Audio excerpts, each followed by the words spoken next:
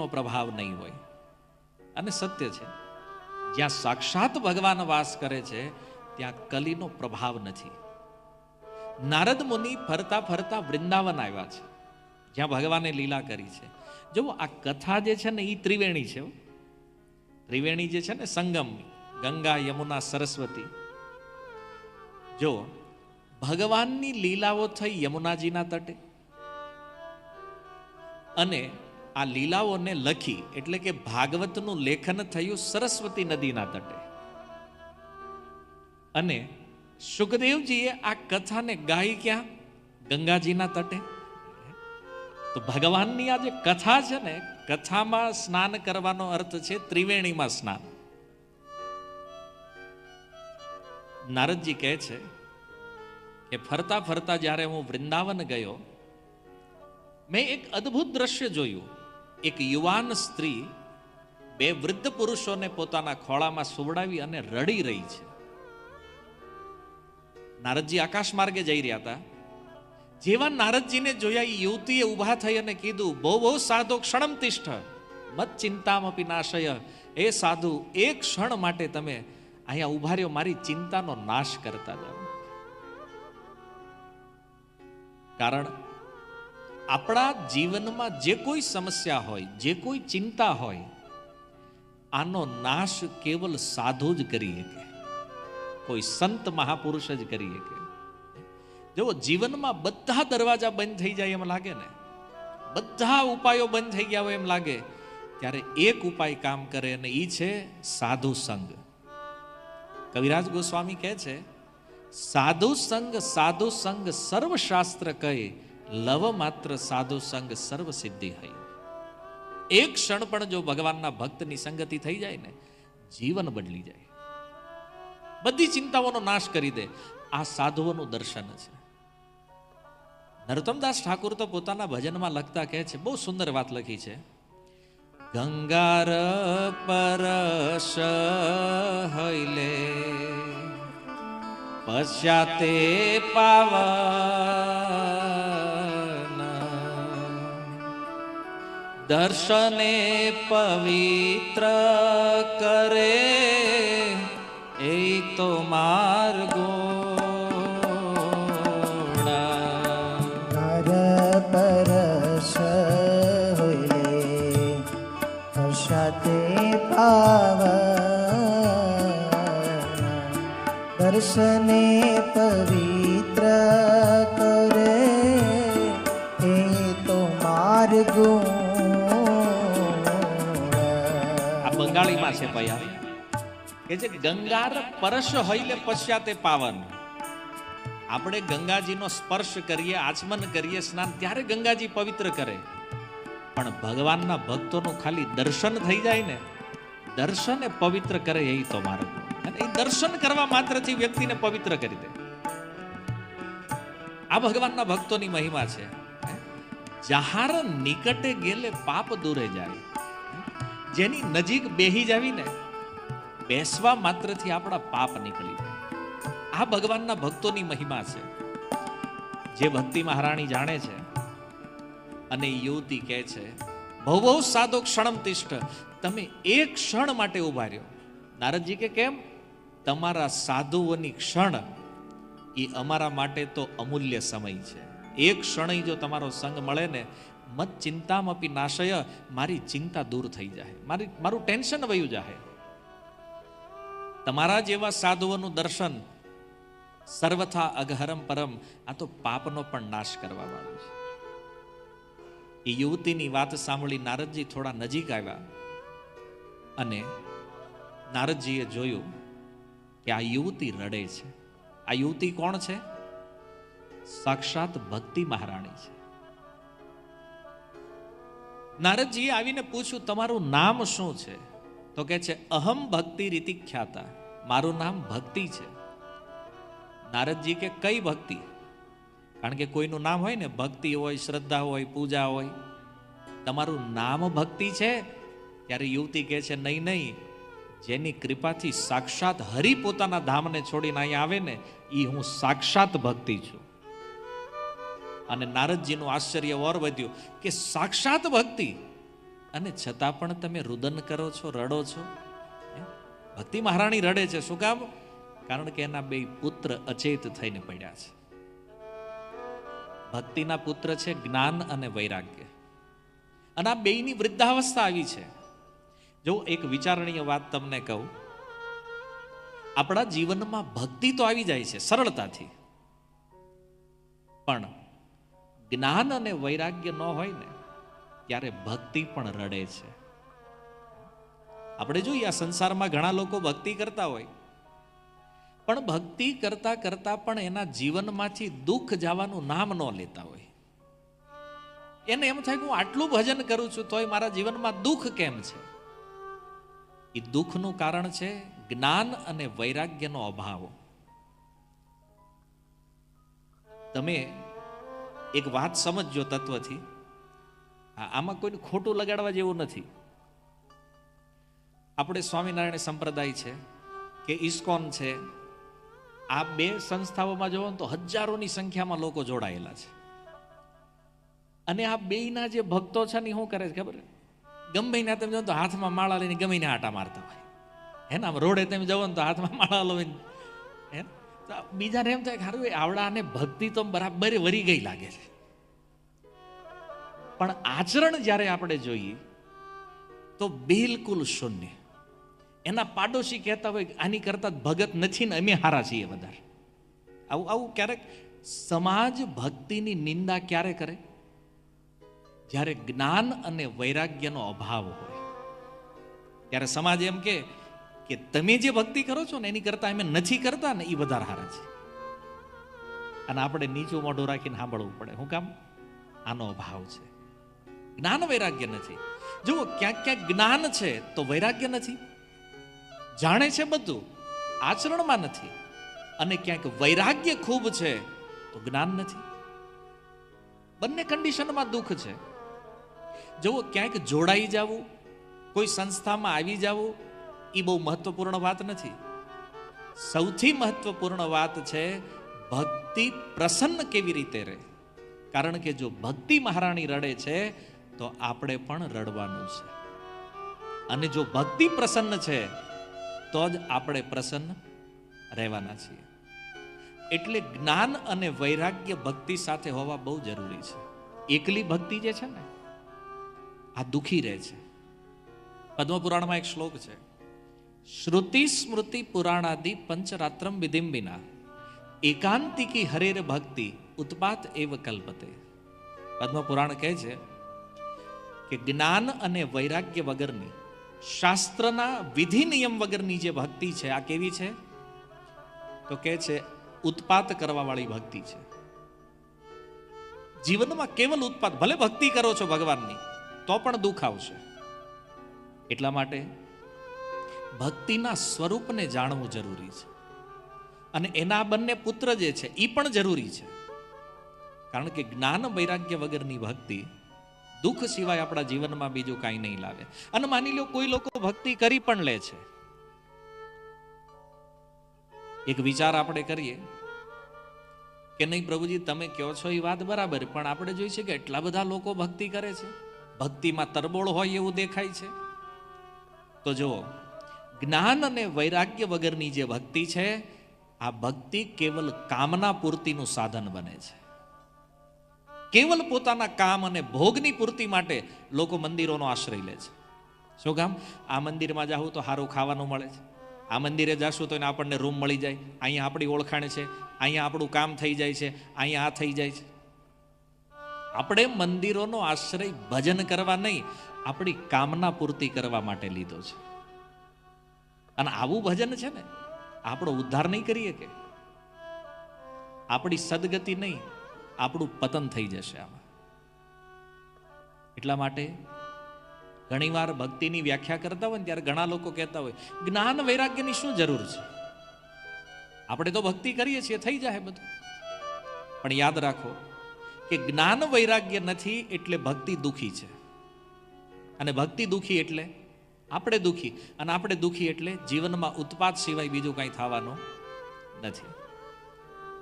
નારદજીનો પ્રશ્ન સાંભળી ભક્તિ મહારાણી પોતાની કથા કહે છે કહે છે ઉત્પન્ને દ્રવિડે સાહમ. એ નારદજી, મારો જન્મ દ્રવિડ દેશમાં થયો છે, દક્ષિણમાં. વૃદ્ધિમ કર્ણાટકે ગતા, મારી વૃદ્ધિ કર્ણાટકમાં થઈ. ક્વચિન મહારાષ્ટ્રે, અને ક્યાંક ક્યાંક મહારાષ્ટ્રમાં મારો સ્વીકાર થયો, ક્યાંક અસ્વીકાર થયો. ગુર્જરે જીર્ણતામ ગતા, અને ગુજરાતમાં આવીને અમે તૈણેય ભાંગીને ભૂકો થઈ ગયા. જો આપણી વાત છે, આ ગુજરાતમાં ભક્તિ હું કામ ભાંગી? હે, આપણી મથરાવટી કેવી છે? આ ભાગવત કે છે. હે, ગુજરાતમાં આવીને ભક્તિ મહારાણી કે અમે ત્રણેય વૃદ્ધ થઈ ગયા, જીર્ણ થઈ ગયા. આનું કારણ શું છે? કારણ કે ગુજરાતની અંદર છે ને મહાસ્માર્ત મતનો બહુ પ્રચલન હતું. ભક્તમાલની અંદર શ્રી નાભા ગોસ્વામી લખે છે કે આજે ગુર્જર પ્રદેશ છે, જે ગુજરાત પ્રદેશ છે ને, આમાં મહાસ્માર્ત લોકો જે છે ને એ બહુ રહેતા. મહાસ્માર્ત એટલે ભક્તિના વિરોધી. તમે તિલક લગાવો ને તો કે આ હું પણ ટીલા કાણી નીકળી ગયા કે માળા પહેરો તો એ કે લાકડા ગળામાં પહેરવાથી ભગવાન મળશે. તમે ભગવાનના કીર્તનમાં નાચો, ઠેકડા મારવાથી ભગવાન મળશે. તો એને પૂછવું જોઈએ તારી જેમ પંચાયત કરવાથી મળશે?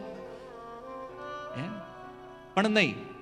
તિલકના વિરોધી, માળાના વિરોધી, ભક્તિનો સંપૂર્ણ વિરોધ કરે એને મહાસ્માર્ત કહેવામાં આવે છે. કારણ કે સ્માર્ત લોકો સારા, એ તો ભજન કરે, પંચદેવતાઓની ઉપાસના કરે.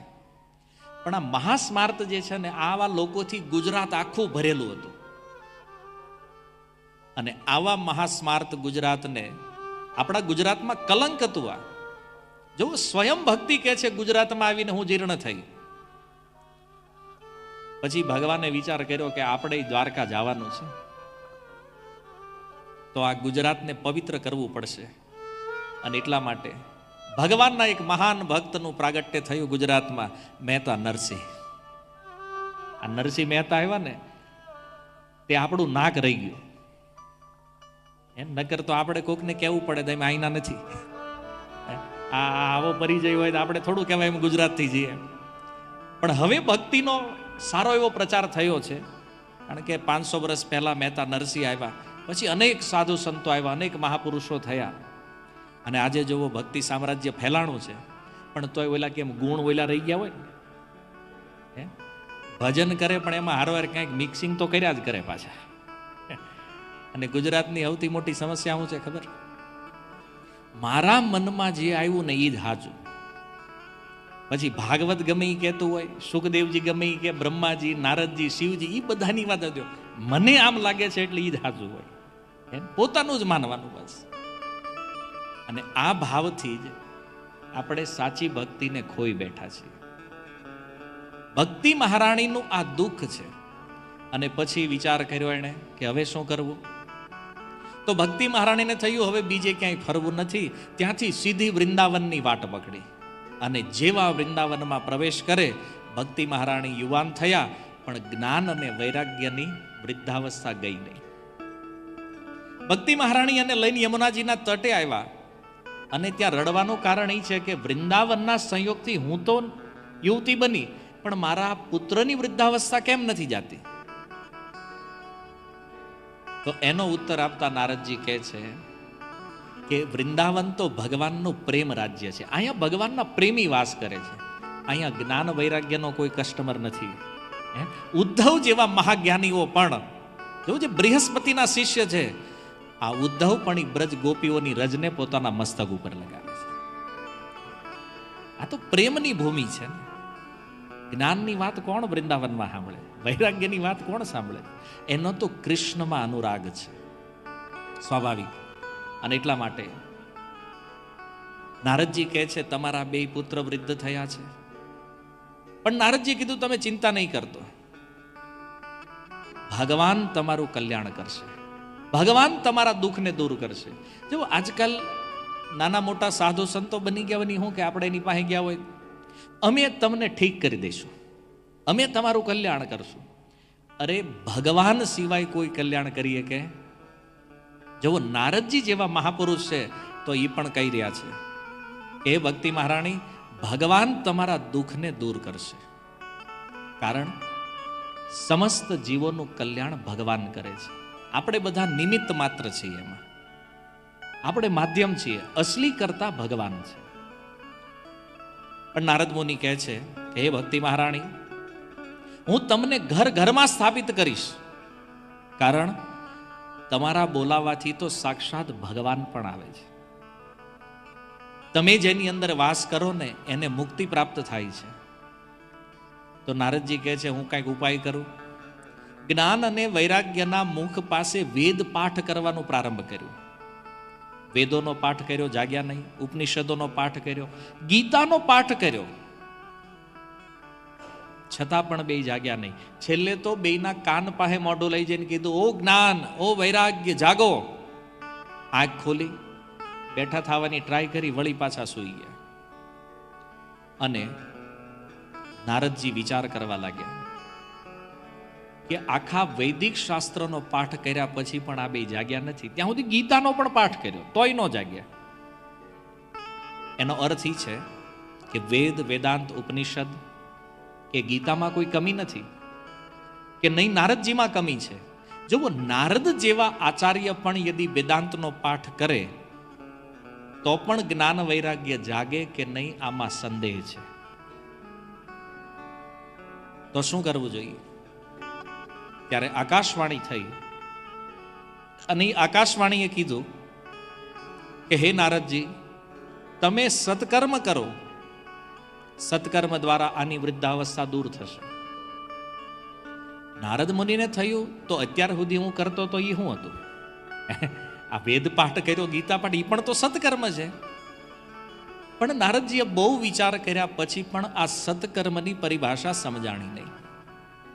અને એ સત્કર્મની પરિભાષા જાણવા ભક્તિ મહારાણીને કીધું, તમે અહીંયા રહ્યો, હું જાણીને આવું આ સત્કર્મ છે શું. હવે જો આપણે પણ જ્ઞાન વૈરાગ્ય હોતા છે, આપણે જગાડવાના છે, તો આપણે જાણવું પડશે ને સત્કર્મ શું છે. તો એ ઉત્તર પ્રાપ્ત કરવા માટે નારદજી ઉત્તરાખંડમાં આવ્યા. અને ઉત્તરાખંડમાં બદ્રિકાશ્રમ, અહીંયાથી ઉપર તમે જાઓ બદ્રીનાથ, તો ભગવાન બદ્રીનારાયણને તપ કરી અને પ્રસન્ન કરીશ અને એમને પૂછીશ કે આ સત્કર્મ કયું છે, આનો ઉત્તર મને અહીંયા મળશે. અને જ્યારે એ બદ્રિકાશ્રમ જઈ રહ્યા હતા, રસ્તામાં સનકાદિકોનો ભેટો થયો. સનકાદિક ભગવાન મળ્યા. સનકાદિકોએ કીધું, નારદજી આમ ઉદાસ થઈને કઈ બાજુ? ગતો વિત્તમ યથોજનો, જેમ કોઈના પૈસા લઈને કોઈ ઉઠી ગયો હોય ને એનું જેવું મોઢું હોય, આવું મોઢું તમારું છે. તમે આટલા ઉદાસ અને આટલી ત્વરાથી કઈ બાજુ જઈ રહ્યા છો? ત્યારે નારદજી આ સંપૂર્ણ કથા સંભળાવી કે ભક્તિ મહારાણીના દુઃખ દૂર કરવાનો મેં પ્રયાસ કર્યો, પણ એમાં એક સત્કર્મની વાત આવી છે અને એ મને સમજાતું નથી કે આ સત્કર્મ કયું છે. બસ હું એ જાણવા માટે બદ્રિકાશ્રમ જઈ રહ્યો હતો. ત્યારે સનકાદિક ભગવાનોએ કીધું કે નારદજી, આમાં તમારે ભાગમ ભાગી કરવાની શું જરૂર છે? અરે આનો ઉપાય પહેલેથી વિદ્યમાન છે, શ્રીમદ ભાગવત સપ્તાહ. નારદજી, ભાગવત જે છે એ જ સત્કર્મ છે. ત્યારે નારદ મુનિ કહે છે કે હે સનકાદિક ભગવાન, ભાગવત સત્કર્મ છે એ તો મને પણ ખબર છે, કારણ કે મેં જ વ્યાસદેવને ચતુશ્લોકી ભાગવત આપ્યું હતું, એણે જ પછી 18,000 શ્લોકમાં વિસ્તાર કર્યો છે એનો. પણ આની આટલી મહિમા છે નારદજી કે મને એ નહોતી ખબર. જો ભાગવત જાણવા છતાં નારદજી ભાગવતની મહિમાથી અજાણ હતા. અને કોઈ પણ વસ્તુના સ્વરૂપનું જ્ઞાન હોય ને તો જ એ કામમાં લાગે. ભાગવત જાણવા છતાં નારદજીએ ભાગવતનો પ્રયોગ ન કર્યો. અને ત્યારે નારદ મુનિ એક તર્ક આપતા કહે છે કે મેં વેદ વેદાંત બધો પાઠ કર્યો એના કાનમાં, તો પણ એ જાગ્યા નથી. તો આ ભાગવત કાંઈ વેદથી જુદું તો નથી. ભાગવત તો વેદનું જ ફળ છે. તો વેદથી સાક્ષાત જો આ બંનેની મૂર્છા દૂર નથી થઈ તો ભાગવતથી કેવી રીતે જાગશે? ત્યારે ભાગવતની મહિમા સમજાવવા માટે સનકાદિકો 3 ઉદાહરણ આપે છે. કે છે કારણમાં કાર્ય વિદ્યમાન રહે છે હંમેશા. જેવી રીતે દૂધમાં ઘી, દૂધની અંદર ઘી છે. હવે માની લો આપણે પૂરી તળવી હોય તો એક કડાઈની અંદર દૂધ ભરીએ અને એ દૂધમાં પૂરી નાખો તો પૂરી તળાય. કોઈ કહે ભાઈ આ પૂરી તળાતી કેમ નથી? કેમ ભાઈ ઘી તો છે ને એમાં, દૂધમાં ઘી છે કે નથી? છે, તો પૂરી તળાતી નથી. જો કાર્યકારણનો આ સિદ્ધાંત સમજવો પડે કે કારણમાં કાર્ય તો વિદ્યમાન છે, પણ એને પ્રગટ કરવું પડે. તો જો દૂધમાં મેળવણ નાખો, દહીં બને. દહીંનું મંથન કરો, છાશ બને, એમાંથી માખણ નીકળે. અને માખણને ગરમ કરો ત્યારે સારરૂપ ઘી મળે. પછી ઘીમાંથી તમારે જે બનાવવું એ બને. લાડવા બનાવો, મોહનથાળ બનાવો, જે મીઠાઈ બનાવી એ બધી ઘીમાંથી બને. પણ ડાયરેક્ટ દૂધમાંથી કોઈ ઘીને ટેસ્ટ ન કરીએ. કે માની લો કોઈ 2-5 લીટર દૂધ પી જાય અને પછી એમ કે આમાં તો ઘીનો ટેસ્ટ આવતો નથી, ન આવે. કારણ કે દૂધમાં ઘી છે, પણ એને પ્રગટ કરવાની એક વિધિ છે. એમ